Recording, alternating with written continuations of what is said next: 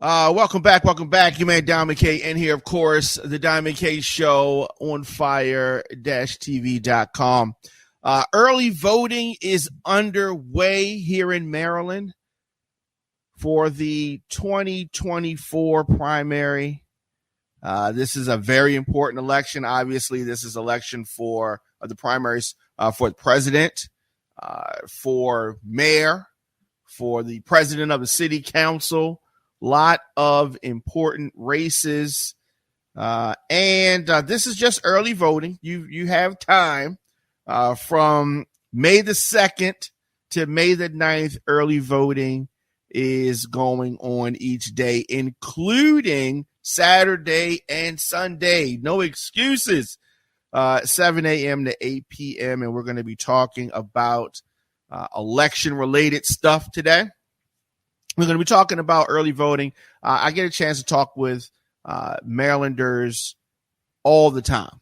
And some don't understand the importance of the election. Some do understand, but admittedly, they don't feel like they know enough about the process, about the candidates. So we're going to try to help with that. And, of course, folks can reach out to me, djdiamondk@gmail.com, on all social media at The Diamond K Show. Like, if you have questions, behind the scenes, folks may want to ask a question or whatever, and I'll talk to anybody about it that has questions. And I tell people all the time, if I don't have the answer, I will get the answer for you. But on this election-related stuff, I can be a great resource. So voters can cast ballots at an early voting center in their county of residence. So whatever county you live in, you know what I mean? Please note that some locations have changed. There are some new locations since the last election. So why? Why is there early voting? There's early voting because, coincidentally, sometimes the lines are long during the primary. So they give us this opportunity. One of the other good things that came out of the COVID pandemic was this understanding that folks really need this extra opportunities to vote, give them the chances to vote. So we have this week, including the weekend, where folks can vote. I definitely encourage every eligible voter in Maryland to make the plan to vote, and early voting is a convenient option. What's wrong with that? Some folks don't want to be early for anything, right? Some people don't like to be early, but early voting is easy and it is convenient. Easy and convenient. Early voting allows voters to ensure their vote is heard. Now, casting your vote during a time that best works for your schedule. So maybe election day, doesn't work for you. Maybe Tuesday is for tacos and you got something planned, and election day doesn't work for you. You can vote on the weekend. You can vote at a time when it is convenient for your schedule. Now, Marylanders who are currently not registered to vote can register and cast a ballot the same day in person during early voting at any early voting center in their county of residence. Let me say that again. Marylanders, right? You live in Maryland and you currently are not registered to vote. You can still register and cast a ballot the same day in person during early voting, right? Now, this is at any early voting center in your county of residence. So if you wanted to vote, you were procrastinating, for some reason you did not register to vote, and you're saying, I was going to register, didn't register, you can still register, right? You can still register. And you can cast that ballot same day during the early voting time at any early voting center in the county that you live in. In-person same-day registration and voting also takes place on primary election day, May the 14th, at the voters' polling place. So you can get involved in the process. You can participate in the process and For folks that live here in Maryland, this is a very important election. Now, when it comes to mail-in voting, Board of Elections across Maryland have already started canvassing ballots. I know a lot of folks who already voted. These ballots must be returned by May the 14th, either postmarked by or before 8 p.m. on May 14th, or placed in a ballot drop box or submitted in person to a local Board of Elections office by 8 p.m. on May the 14th. But why wait? You can make this happen now. As of this broadcast, early, the polls are still open. Today was the first day. Today was the first day. What is Midlife Bro? It says anybody but Brandon Scott. Okay. All right. Anybody but Brandon Scott. Why don't you like Brandon Scott? I got through having a talk with a senior couple who are split, right? One supports Sheila Dixon, one supports Brandon Scott. It was very interesting, and they were super, super funny about this. Whoever you vote for, just make sure that you vote. That's all I'm saying. Make sure that you participate in this process. Early voting underway. First day of early voting. The Public Safety Training Center in the 3500 block of West Northern Parkway is one of 8 early voting centers in Baltimore City. And it was one of the busiest this afternoon, according to election officials. So folks are out. I am hoping that Maryland defies past numbers and folks get out and vote a lot. A lot of folks get out and vote. Now, in the first 3 hours, nearly 700 ballots had been cast citywide. First 3 hours. That is off to a good start. So far, off to a good start. First day of early voting. And so on YouTube, midlife Bro Logic says, he said straight white men should be afraid, and that is his purpose in life, for starters. Okay, you're referring to Brandon Scott. Brandon Scott said that straight white men should be afraid. When did he say that? When did Brandon Scott say that? I missed that. Did he say that? Where did he say that at? Tell me more about this. Midlife Bro Logic on YouTube. Yes, so that is interesting. But as I said, as of the first 3 hours of early voting today, 700 ballots had been cast citywide. A long way to go there. But it is an easier process than it has been previously. Lunch and dinner time are the busiest, according to officials, as most voters arrive. Campaigning has been ramping up outside. Electioneering took place far from the entrance where folks are voting. So they're secure drop boxes for mail-in ballots. You have a lot of options, and it is relatively easy. If you are in Anne Arundel County, you can call 410-222-6600. Baltimore City number is 410-396-5550. Baltimore County 410-887-5700. So let's see, what is YouTube saying? This is Midlife Bro Logic says yes. And when he was on with Joy Reid, talking about Brandon Scott. So you are not a fan of Brandon Scott. Understood. Also, info, Carroll County, 410-386-2080. Harford County, 410-638-3565. And Howard County, 410-313-5820. All right, so tomorrow, joining us on the show is going to be a Democratic candidate for mayor of Baltimore City, Bob Wallace, is going to be joining us on the show tomorrow. So I am looking forward to that discussion. He is a friend of the show.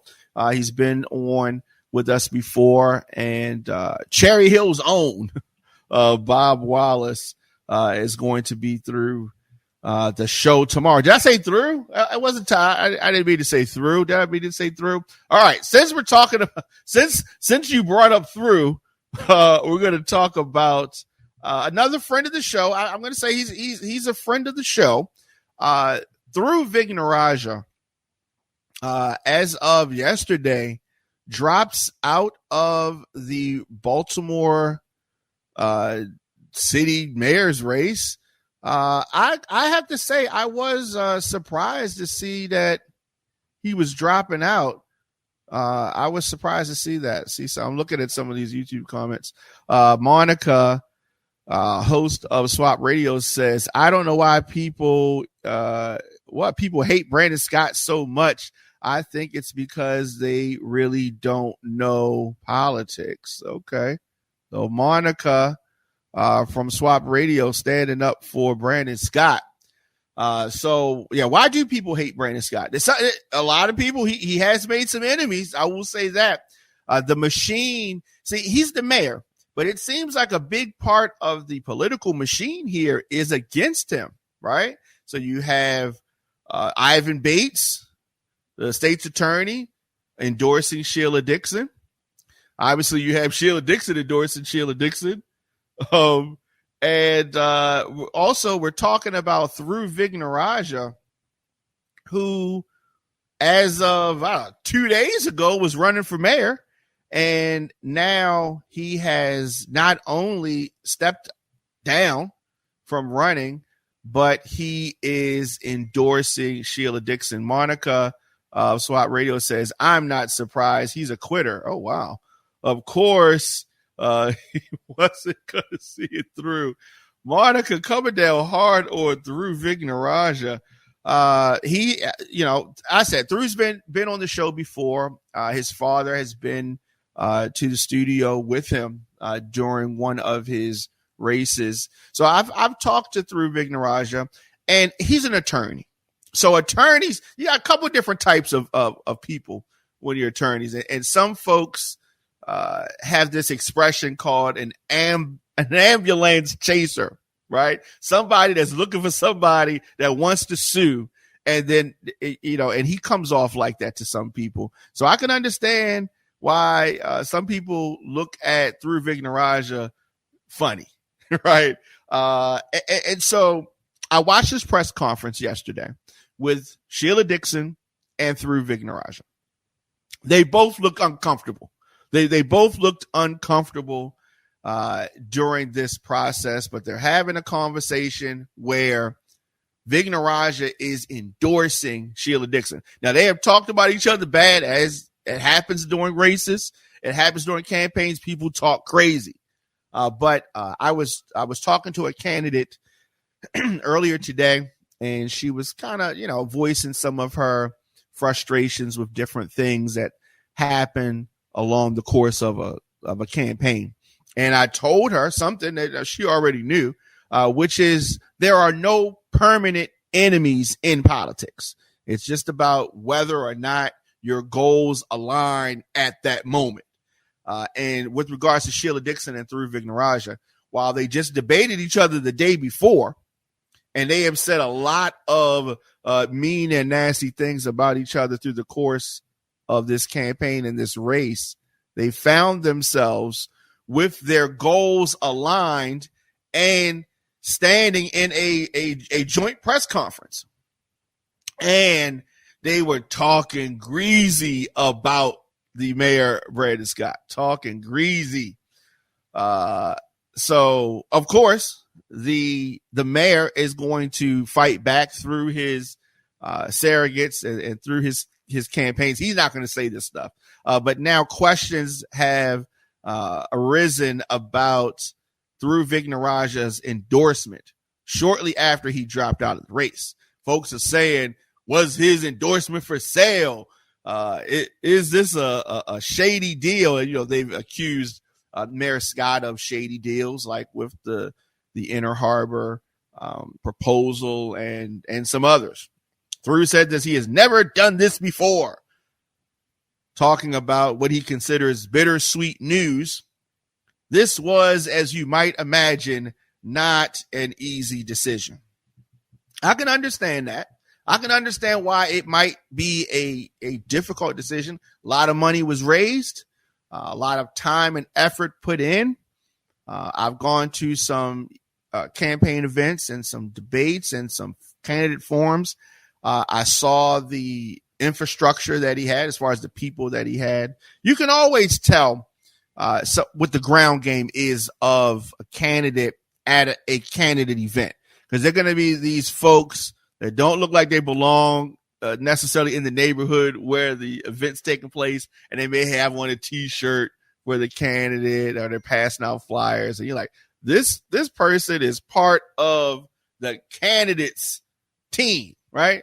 They're not a member of the community or something. So you can kind of see, and he always has a lot of different folks around, but for whatever reason, his campaigns have not caught on. Why is that? Why do you think that is? Why is it that Thiru Vignarajah, who is a smart, educated guy, why has he not been able to connect with voters? It's a very interesting question. And I think it comes down to messaging and perception. He also has aligned himself with folks that I don't know. He aligns himself with Fox 45. I'm going to say this, right? But Sheila Dixon has been popping up on Fox 45 as well. Why do I bring up Fox 45? Fox 45 is a conservative-leaning outlet. It's a Republican-leaning outlet. They come down hard on whoever the mayor is or has been. We've been having Democratic mayors, and if you've noticed, they've been hard on all of them, every single one of them. And on YouTube, Midlife Bro Logic says, I would rather have Wallace than criminal Sheila. I thought you said anybody. I thought you said anybody but Brandon. Now you said anybody but Brandon and Sheila. Bob Wallace is an old school kind of guy. I was speaking. Somebody called me today. A friend of mine called me. He's more of a sports guy, but he's been asking me questions about the election, right?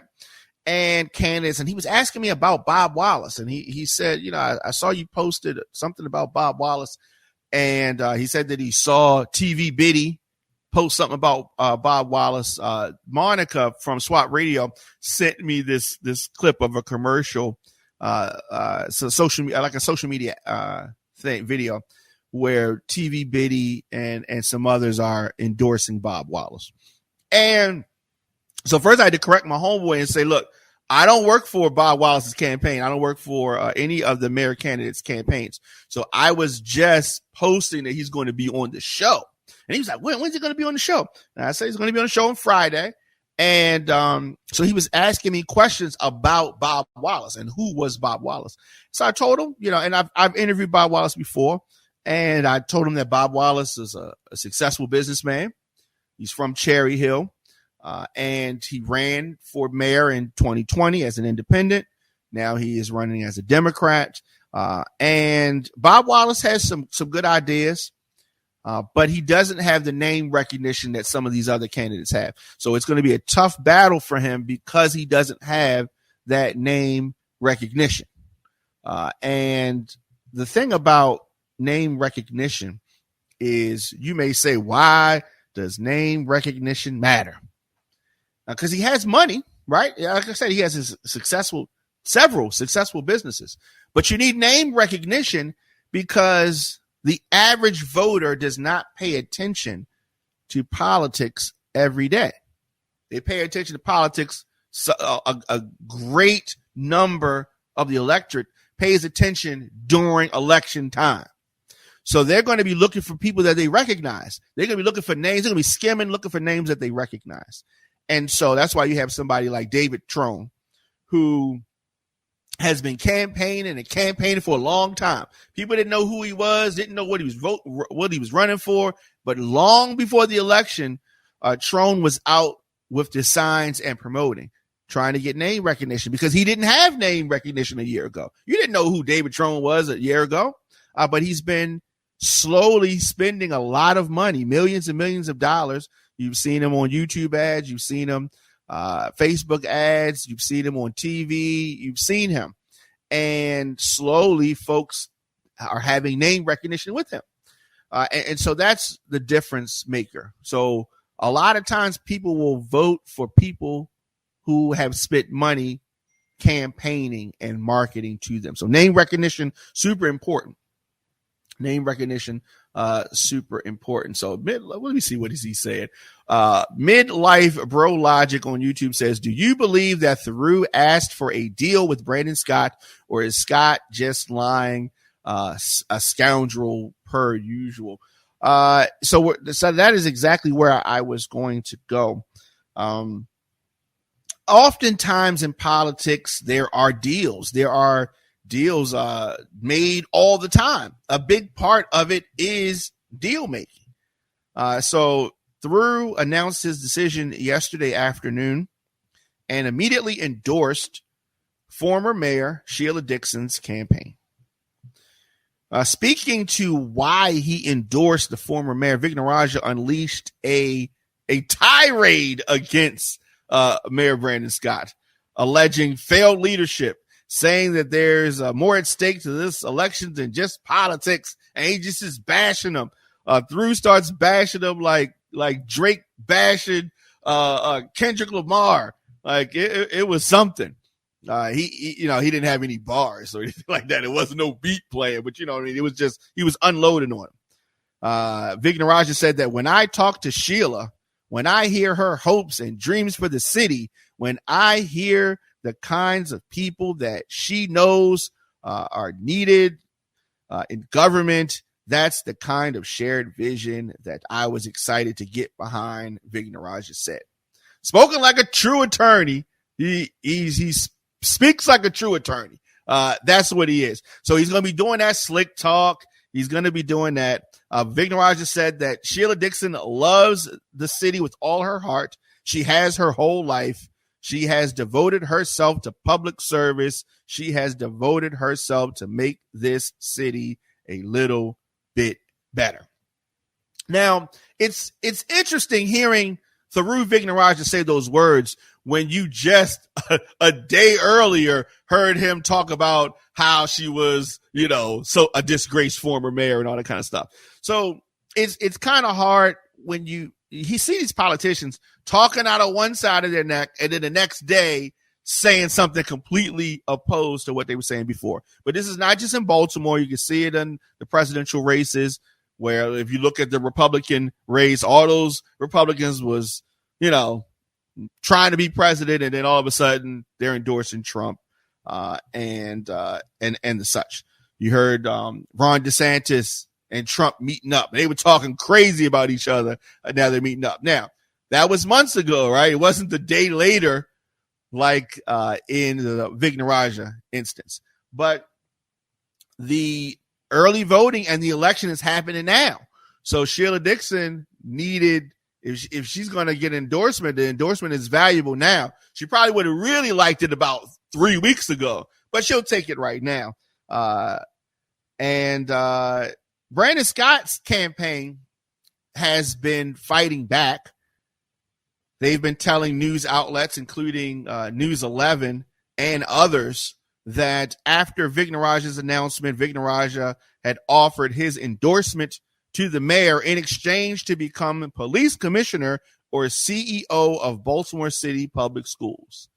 Ouch. What a way to try to take the wind out of the sails. So the Brandon Scott campaign is saying, look, this Bama is out here selling to the highest bidder. He wanted to be the police commissioner or CEO of Baltimore City Public Schools. So here's my thing. If he wanted, let's play this out. If Thiru Vignarajah came to Brandon Scott and said, which is what politicians say, what can you do for me? I'll endorse you. What am I getting out of this? Brandon Scott could have threw him a bone, right? Could have threw him a bone, but Brandon Scott said no. I guess the relationship is so bad between the two, and he felt like some of the attacks were too personal. So he was like, man, I ain't doing nothing for you. I don't need your endorsement. Screw you. And Sheila Dixon, the veteran politician as she is, she's like, okay, maybe we could work something out. And that appears to be what has happened if we are to believe what Mayor Scott's campaign is alluding to. Now, of course, Thiru denies this, but I'm saying, let's think about this. If you're going to jump out of the race, if you've invested and you've taken donations from folks and you've got this much invested, 3 months, 4 months that he's been running, if you have that, you are going to want to know what's going to be the best use of your investment. You're going to want to know, who should I get behind? Who should I endorse? You're going to want to know that if you've put in 3 to 4 months running for mayor. So if we're playing this out, it makes sense that Thiru said, yo, what's up? What can I get for my endorsement? And Brandon Scott like, nah, we good on that. And Sheila Dixon says, I got something for you. So don't for a minute think that these politicians who just got through talking greasy about each other and then turn around and endorse each other are not getting something for their endorsements. Don't think that for a moment. We can go back to Barack Obama. When Barack Obama was running for president, Joe Biden was one of his opponents. Joe Biden was somebody that was trying to become president. Joe Biden said some borderline racist stuff about President Obama, who was then a senator, and ended up having to drop out the race. Later on, Barack Obama's like, okay, I need a vice presidential candidate. Who can I get? Who's going to help me out? And then he ended up going to Joe Biden because that made sense for him. Now, they had talked crazy about each other, but they ended up finding a common thing. Hey, let's work together and make you my, vice presidential candidate. And that's how it happens. And a lot of time, that is what it is. They're making deals behind the scenes and working things out. That in itself is not crazy to me. Somebody asks you something, okay, I'll do that for you. What's in it for me? Right? People are not doing these endorsements just for giggles. They're doing it for a reason. Everything is done for a reason. It's always business. So of course Thiru's going to deny this because this makes him look crazier than he already looked. Right? So he's going to deny it. Now, whether it's true or whether it's not, the part that I disagree with, me and my father talked about this earlier. I said that I wish that the Scott campaign hadn't put this out there. My father said, no, people need to know, put it out there. I mean, of course he's going to deny it, right? So I'm just like, I believe in karma. So you put things out there that allegedly happened in a private conversation. And they clearly had a conversation because when Thiru was asked about what he talked to the mayor about, he said, I don't want to reveal personal conversations. I'm going to keep it on a down low, right? He said stuff like that, which says he didn't say, I ain't talked to the Bama. He said, I'm not going to reveal the conversation. So he didn't want to confirm or deny it, which means that they bare minimum talked. And if they didn't say the things that was being alleged, he would have said, look, I talked to him. Here's what we talked about. Or he would say, yo, I didn't say that. I didn't say that I wanted to be police commissioner, which is crazy. I don't want to be CEO of Baltimore City Schools. He would have said something like that if he didn't say those things. So they had the conversation. But my issue is, why even leak the conversation or the contents of the discussion? Because Brandon Scott's gonna feel a certain kind of way if somebody eventually leaks some stuff that he said. You know what I mean? And if you live by the sword, you die by the sword. So that's what I'm saying.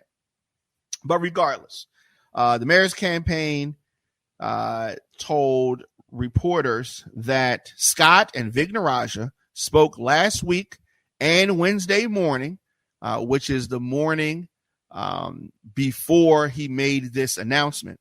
And the mayor said he absolutely cannot do that and that he does not do backroom deals. Now, let's unpack this. Vignarajah was very vocal about calling the deal at Inner Harbor, the deal at Harbor Place, the proposal, a backroom deal. he was out there saying that the mayor's shady and doing these deals, right? So the mayor might be thinking, he said these things about me. Now he's putting this on the table. Maybe he's trying to set me up. Maybe the Mayor Scott's thinking, if I tell him, yeah, I'm cool with that, then he could still run to the press and say, aha, see, Brandon Scott's crooked. He offered me blah, blah, blah, blah, blah. So Mayor Scott is trying to cover himself and saying, look, I know I'm in politics. I know it's backroom stuff going on. I know it's shady things going on. This guy has accused me of being shady and now is proposing something that can be used or viewed as shady. And so he didn't want to do that. And so I'm thinking that is probably what happened. So do I think that they had a conversation? Yes. Do I think that they had two conversations? Yes. Do I think that it was proposed about the CEO of Baltimore City Schools or the police commissioner? Yes. Do I think that Brandon Scott brought it up? No. I think that Thiru brought it up. I think that Brandon Scott said, okay, what do you want for your endorsement? And he was like, so how when you're making a deal with somebody, you say, I don't know what you want for it or what you think is fair. So then he threw that out there. And then Thiru said, well, I don't know. Just something so I can wet my beak. Nothing too crazy. How about police commissioner? How about CEO of the Baltimore City Public Schools? Nothing crazy. And Mayor Scott was like, nah, we ain't doing that. He had to say that. So in response, Vignarajah has said that the mayor manufactures facts and figures all the time. That is a remarkable. I mean, it's just, he's going along that whole thing, and they had a private conversation, and Vignarajah is really trying to zoom in on the fact that this was a private conversation, and that the mayor is being a child and he's being petty. He did not deny the things. He just is surprised that the mayor brought these things up. Interesting.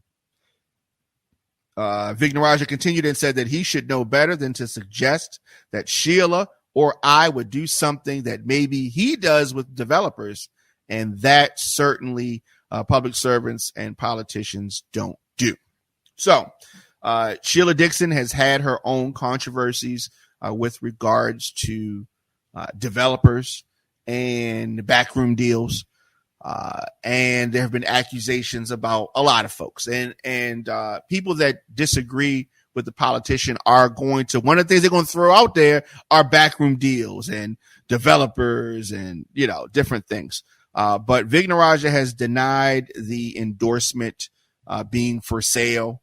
And Vignarajah, when asked whether he could say he did not ask for Scott's endorsement for positions, he said that I don't talk about private conversations with principals. And that right there tells you everything that you need to know. And understand this. Bill Clinton was an attorney and had no problem lying to the American people. He said, I did not have sexual relations with that woman. So an attorney will lie. Okay, so Vignarajah and any other attorney is not above lying. People are not above lying. But in this instance, for whatever reason, he said that I do not talk about private conversations with principals. Just because he's breaking that rule for the purposes of a struggling last-ditch attempt for his campaign, I'm not going to.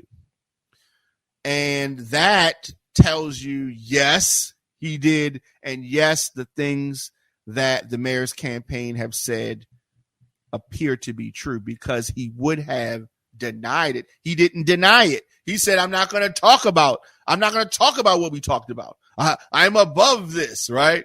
And this, I think, is a mistake, because Thiru Vignarajah is going to run for office again in the future. And this is going to come up. This is going to come up, especially if Sheila Dixon wins and Thiru is promoted to something. This is going to come up. He already seems to some people to be shady, and folks are just going to continue to say that he was shady. I don't know. I think I told this story on the show. There was a candidate forum a couple of weeks ago, and I walked in the bathroom. Thiru was in the bathroom. He was at one of the stalls. And so fellas know that if there is there were 3 stalls. He was at one. And so naturally, I skipped one stall and went to the far stall, right? And I ain't doing no conversations while I'm at the stall. So Thiru's using this, using the urine or whatever. And he finishes before me because he was already there when I walked in the bathroom. And he finished, it's one of those things you step away from the urinal and it flushes automatically. And he just walked out the door. He just walked out the bathroom. He didn't get no soap. He didn't wash his hands. He didn't do nothing. And it was just crazy. Now, outside of the bathroom, so I'm just like, I can't believe it. Because before this, I'd seen him shaking folks' hands. So I'm washing my hands, and I can hear him outside of the bathroom in the hallway talking to people. I come out the bathroom. What is he doing? He's shaking somebody's hand. It was just crazy. Random story. These kind of things happen to me all the time. But it is what it is. And whether or not he washes his hands, he is not going to be the mayor of Baltimore, at least not in 2024. So Sheila Dixon, when asked whether she received a similar offer from Thiru Vignarajah, Dixon said that Thiru and I had a personal conversation about a whole host of issues, particularly issues dealing with the crisis of the city of Baltimore, what we could do to move the city forward. That's been the extent of our conversation. That's all we talked about. So Sheila Dixon saying, in a very, very clever way, nope, I'm not going to talk about that. We talk about the city and how she could do that. But she released a full statement that said in part, this is later on, Mayor Scott has responded to today's endorsement news by pushing a false narrative regarding commitments I have allegedly made to Mr. Vignarajah.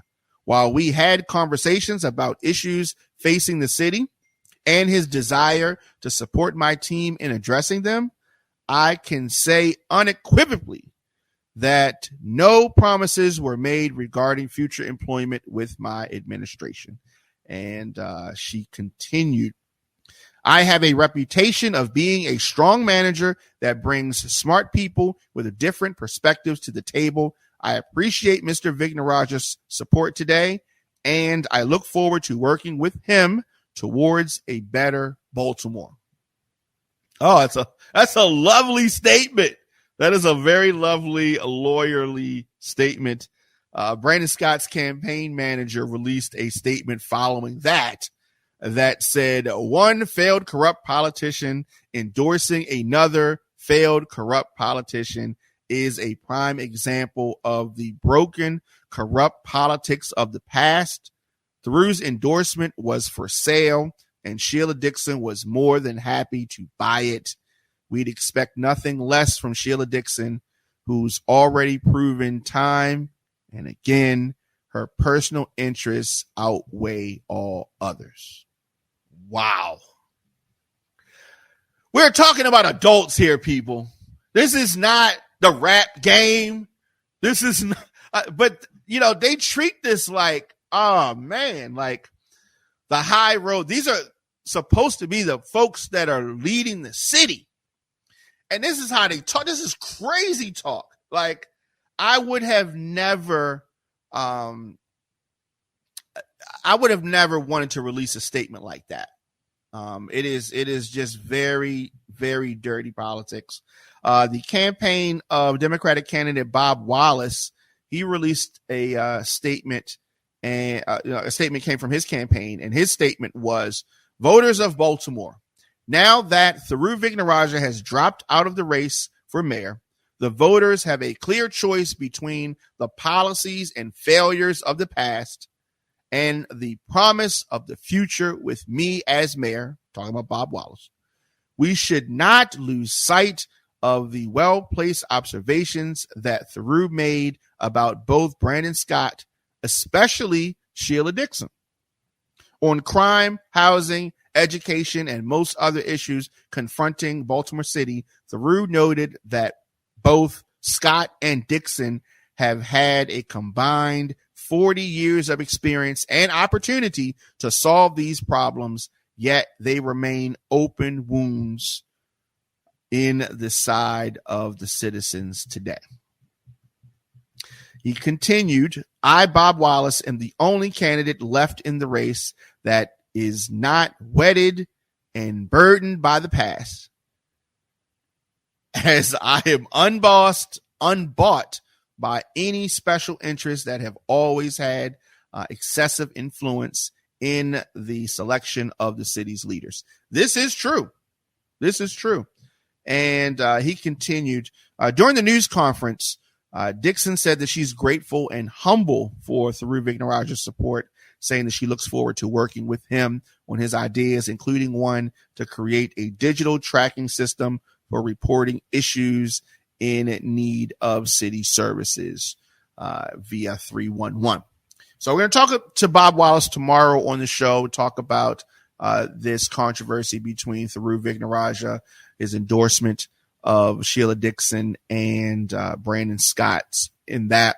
And it seemed to me, what I gathered from Bob Wallace's statement was that if Thiru was going to endorse someone based on what he said during this campaign, then he would have endorsed Bob Wallace. It seems to me that's what Bob Wallace was hinting at, and that the things that he had said about both Miss Dixon and Mayor Scott were true.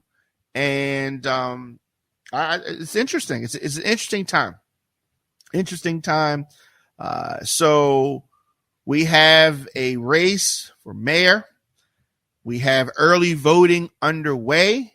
We have the landscape of candidates shrinking a little bit. And Vignarajah said the timing was not lost on him when it came to his decision to drop out of the race. And he's dropped out of the race, but he is still making noise.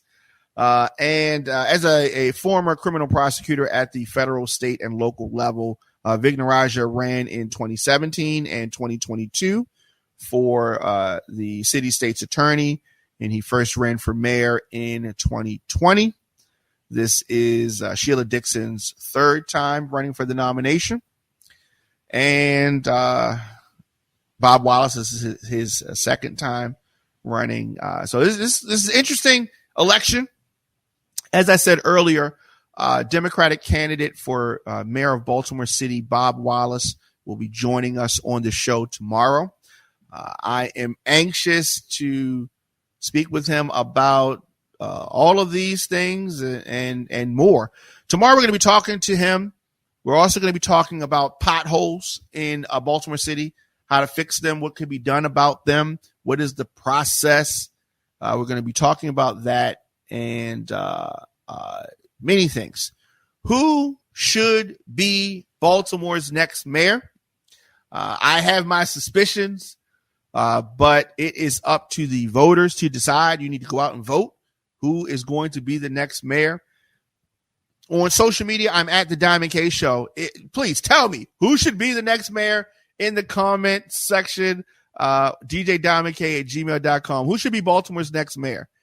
Music submissions, booking, or business info, contact me, djdiamondk@gmail.com. I just dropped 2 new singles. Anywhere you get your music. One is called Decontrol. The other is called Where the Girls At, on Apple, on Spotify, YouTube, wherever you get your music. Just search Diamond K and you will see those releases there, plus many more. Of course, you can catch up on past episodes of the show on fire-tv.com. You have an event. Send me that flyer, djdiamondk@gmail.com, so we can post that. And maybe, depending on where your event is, maybe we even come out there and hang out at your event.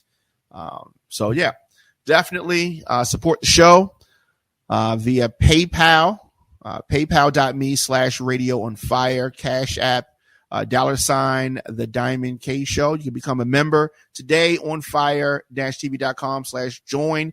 Subscribe to the show on youtube.com/djdiamondk. So I'll be back here tomorrow, 6 p.m. And so it's an interesting time that we live in. Okay, so what is it? So Midlife Bro Logic is saying, what is my prediction? My prediction is it's going to be a very close race. It's going to be a close race. That is my prediction. I am predicting a close race for mayor of Baltimore. That is my prediction. And I think that is, I think that's a safe bet. See you guys tomorrow.